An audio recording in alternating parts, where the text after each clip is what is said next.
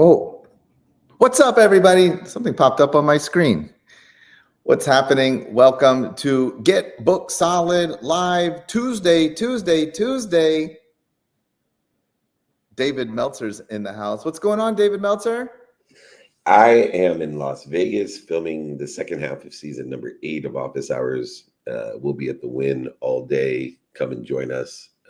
We'd love to see everyone as always, but just really excited about the progress that we're making in all aspects of business. Can you see me okay? Of course. You look like you're in the illustrious Napoleon Hill Institute.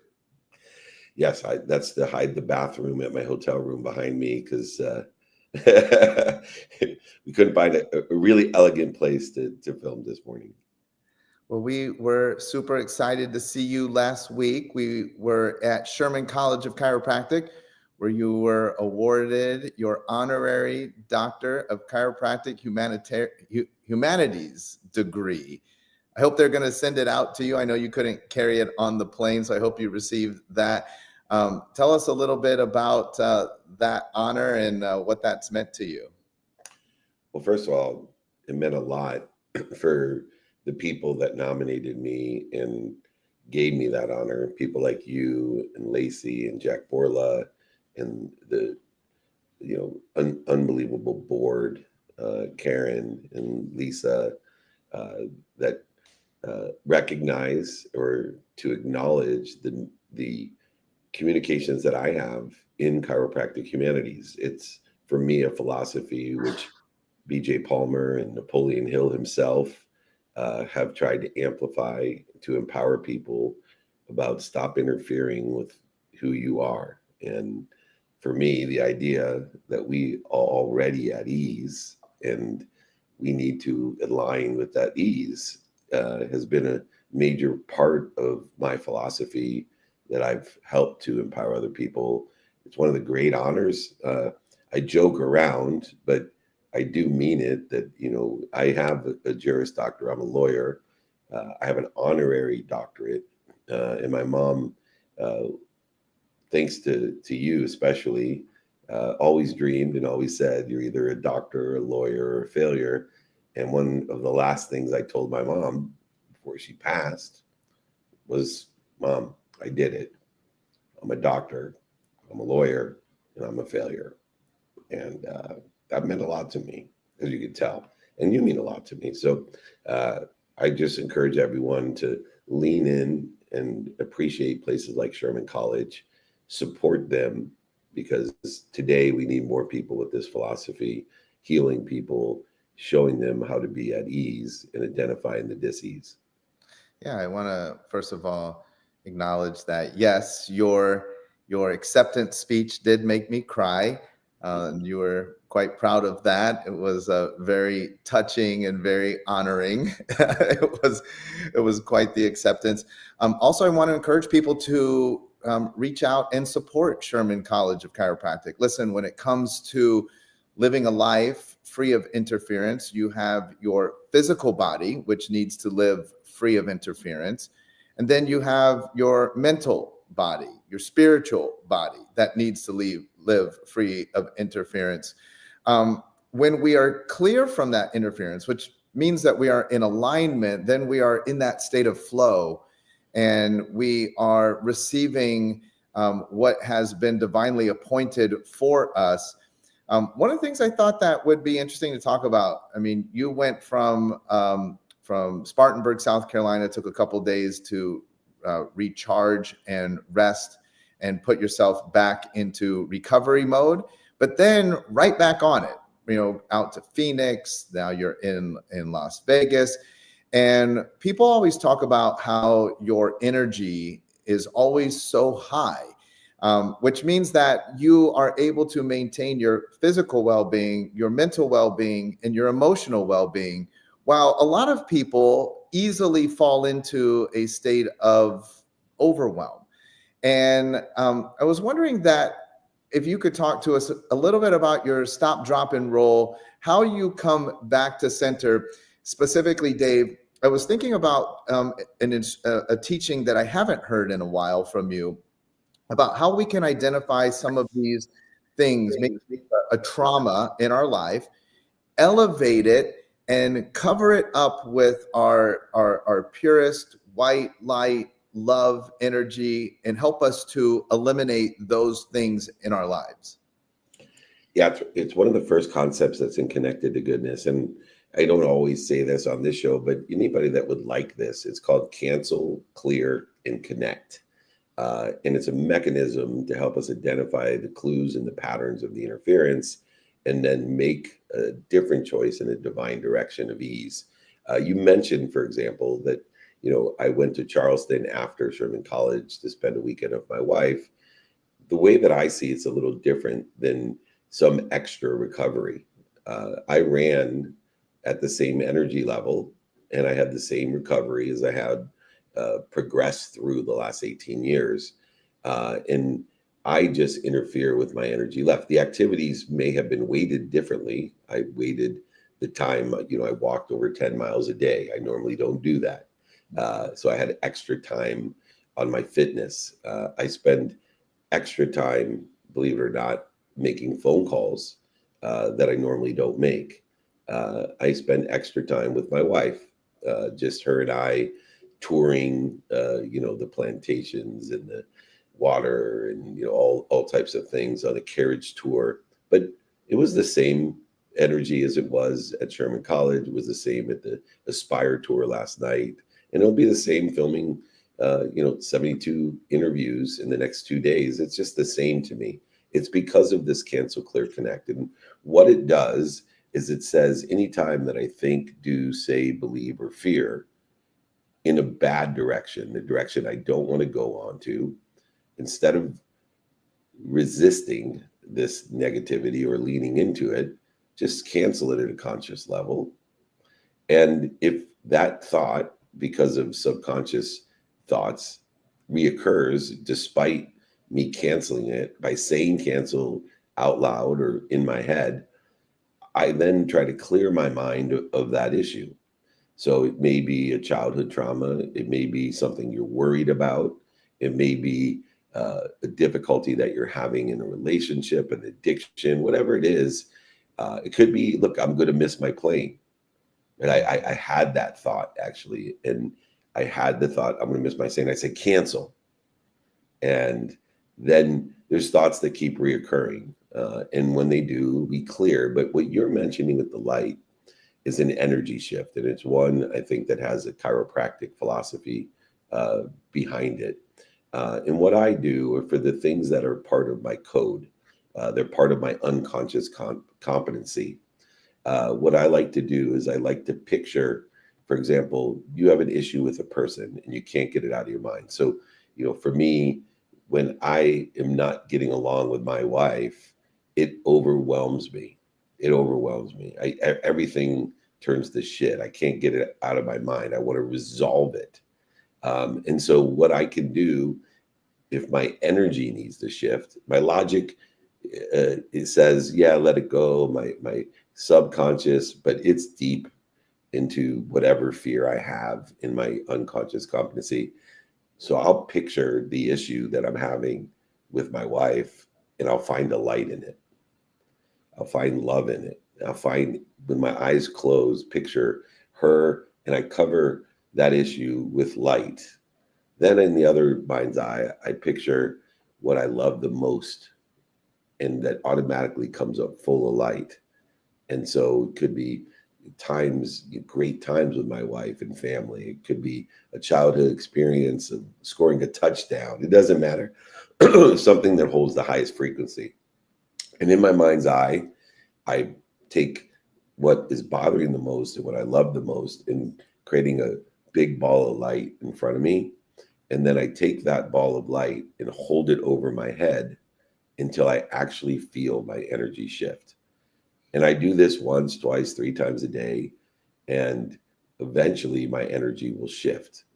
And so we're using source light, source energy, the truth, love, in order to heal the interference with my own energy at ease, the tranquility of the human experience called humility. And so the cancel, clear, connect mechanism stops negativity from entering us. It clears the subconscious of the 80% of the negativity that's repetitive. And most importantly, it allows us to shift our energy so that we can live at ease. Is this done like in a meditative state, or like, could you potentially even be doing it right now? You could potentially do it right now. I mean, you'd have to be, I suggest you be alone with your eyes closed, and be able to, because you're picturing this in your mind's eye. But yes, I will step away sometimes when I've had it. I feel overwhelmed. I feel dis-ease about a situation. I was doing it a lot when my mom was in hospice. There was a lot of fear. I was reacting to it. I obviously have trauma that it was bringing up, and I was shifting my energy as I went with my relationship with my siblings, my relationship with my own family, other family members, and of course my own fear of loss with my mom. And I was able to recover or get back to ease quicker during the period of the hospice, but even after the loss, which was a shockingly heartbreaking experience for me, to put myself back at ease and to move in the divine direction that my mom would want me to move in. Yeah. Tell me the difference between that, or maybe there's not a difference, but there's a parallel. One of the things that, being at Sherman, I had several philosophical discussions about meditation and our thoughts. And, we go through a day and we have 70,000 different thoughts. Probably half of them are negative, maybe more. But we have this propensity, even if you said, no, that's not true, only 10% are negative, our human minds have this propensity to fixate and focus on the negative. Maybe, let's say in a friendship, you and I, we might have been friends for many years and done many cool things, but there was the one time when I feel like you insulted me. And so then what happens is that one time gets amplified, and I am able to forget about all of the other positive things. That's an example, like in 30,000 foot view, but during the course of a day, we have all of these potentially negative thoughts. I'm just thinking, like, if I'm trying to do cancel, clear, and connect, man, I might just get stuck in the matrix, just constantly trying. I'd have to say cancel, cancel, cancel, cancel, cancel. And what about this? Because fear that is generated by our thoughts, not even necessarily by our reality, is a real thing. It's something that a lot of people deal with. I know for myself, when you were talking about fear, I think I was like, wow, fear is a really big thing. We're constantly afraid. How could I possibly do this, apply this, if I have so many fearful thoughts? Yeah, so it's interesting is most of your thoughts are subconscious, and I believe 80% of your thoughts, which are mostly subconscious thoughts, which means you're not aware of them, are negative. And so we want to start transforming the intermediate memory called the subconscious, which is hosting these negative thoughts from your past, regardless of how long or far you think the past goes. But you have to remember, you're not conscious of your subconscious. This is happening on autopilot, and it's 80% negative, in my opinion. So in order to transform it to 50%, to 10%, whatever it may be, we do have to, at a conscious level, when we say something, do something, think something, believe something, or feel something negative, inside our head or out loud, which I like to do, say cancel, especially when we speak something negative. And, like, I'm going to miss my plane, cancel. I'm going to be late for this, cancel. I'm not going to get this, cancel. That guy insulted me, cancel.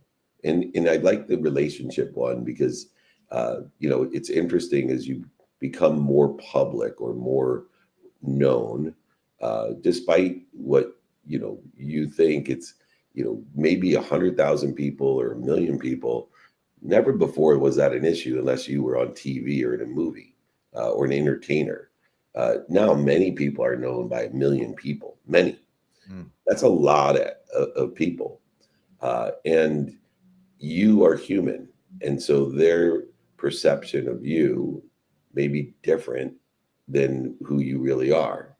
And they may have, 99 great experiences with you. And then one thing you say, do, think, feel, or believe is not aligned with who they think you are. And now they attack you as if you've done something to harm them. And we need to cancel those thoughts when we do what you're saying, especially, like I said, I have one of the, for me, I've never had a better marriage than I've had today. Like, I just never felt this in love. I've never felt at peace. And, it's taken a lot of canceling, and it has changed my marriage. And because you start dwelling on the shoes on the stairs, you start dwelling on the things that you used to thought were cute and funny now start to bug you. And all of a sudden you think that your intimate partner, your best friend, is not your intimate partner and your best friend anymore, because you're just looking at such a small sample of human experience of something that you have. Instead of learning to like or love, you have decided to punish yourself and attack that thing. And you can stop that by just canceling it. And yes, everything at a conscious level that's negative, you should cancel.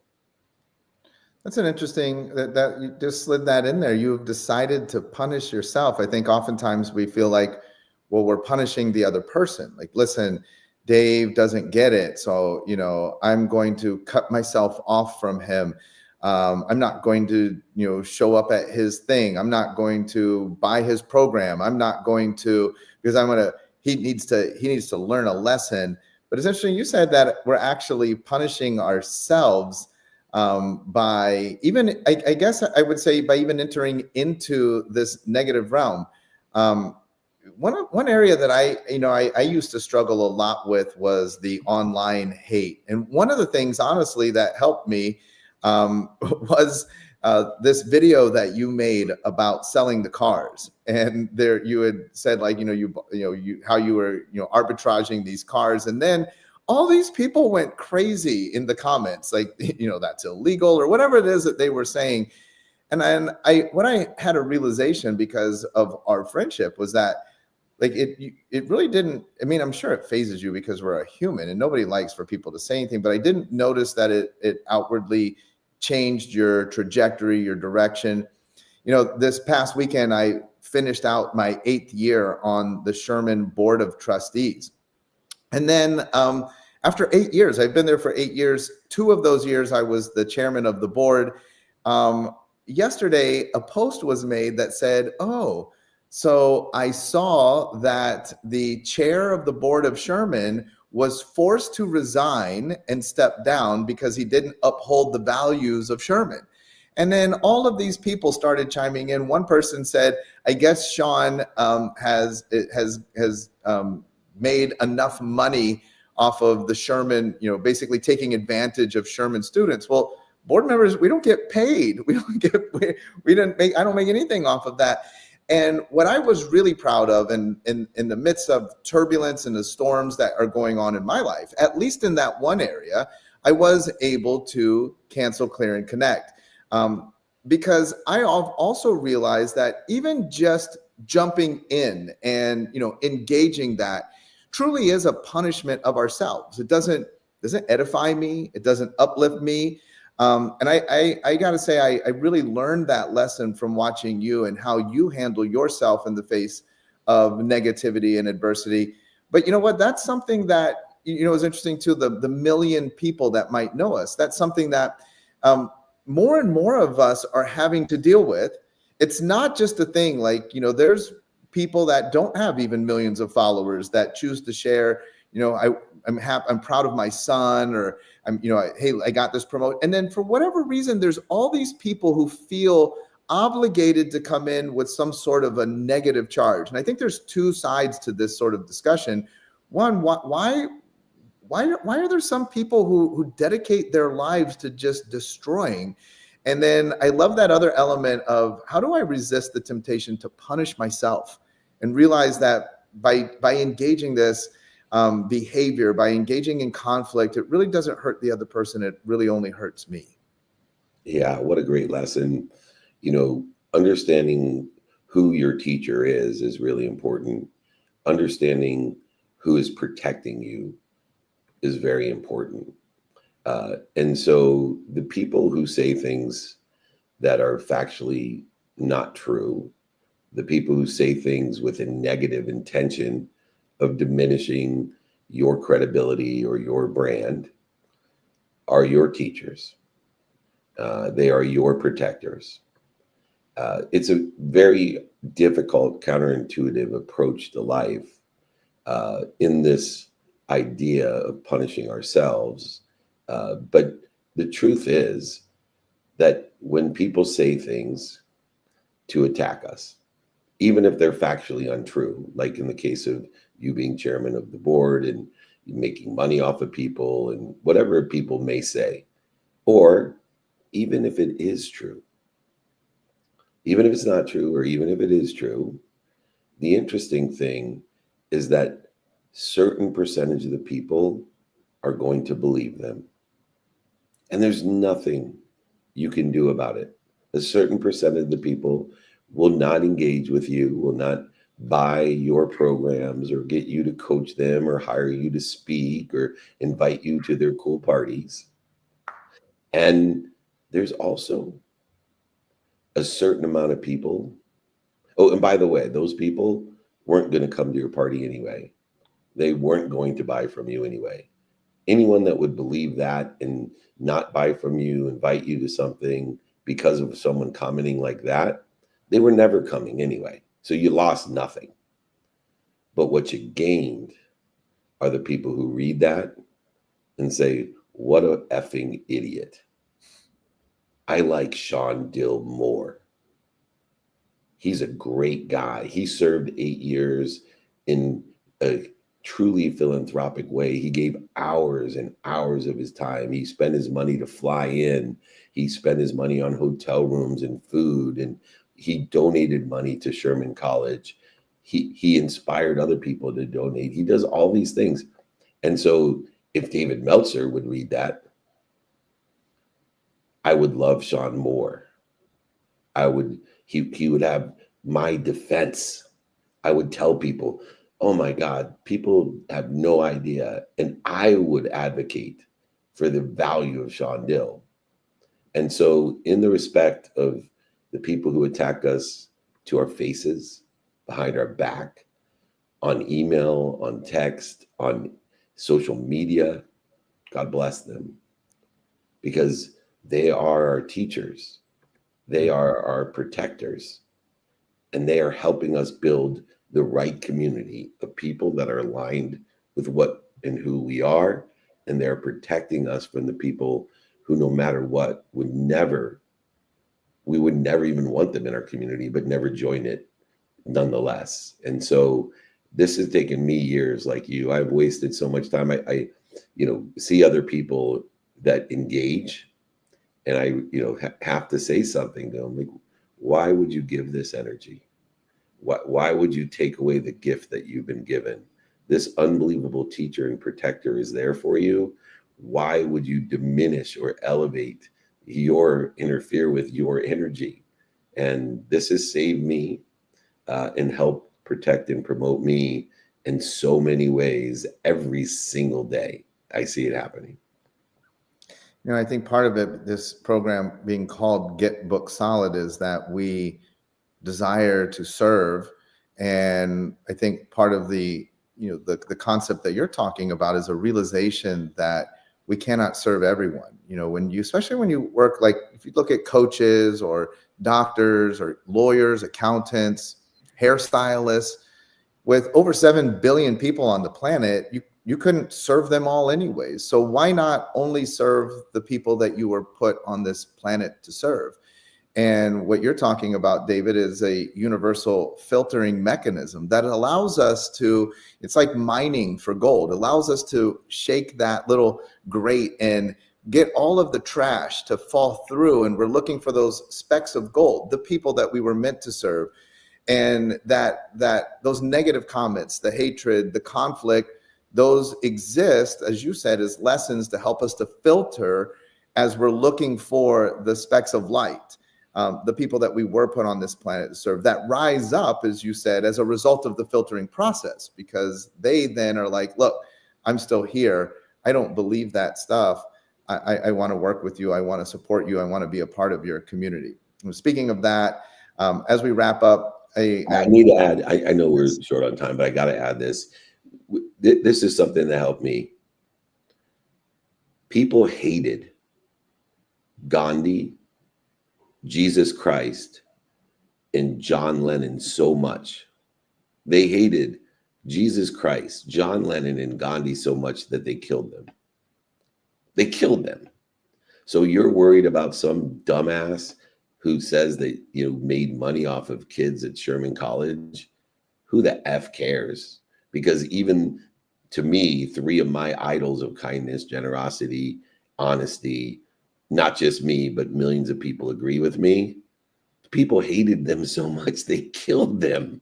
So who cares if somebody thinks, you know, you can't sell cars or you're not chairman of the board? Like, who the F cares, bro? It's, if it happened to Gandhi, Lenin, and Jesus, it's going to happen to us.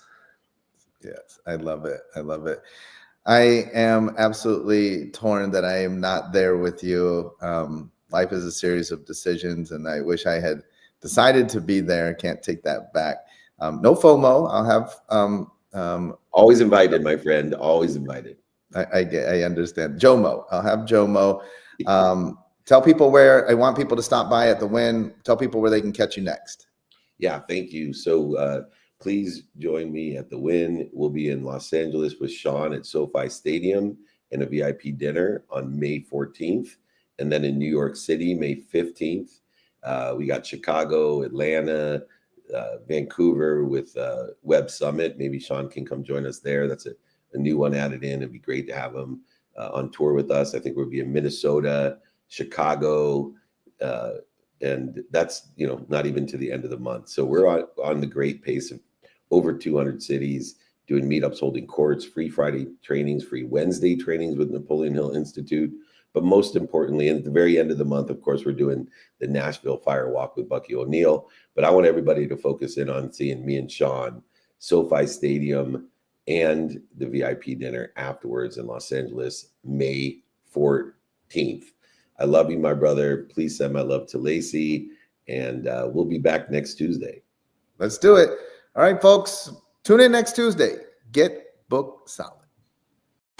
Hey, what's up, everybody? Welcome to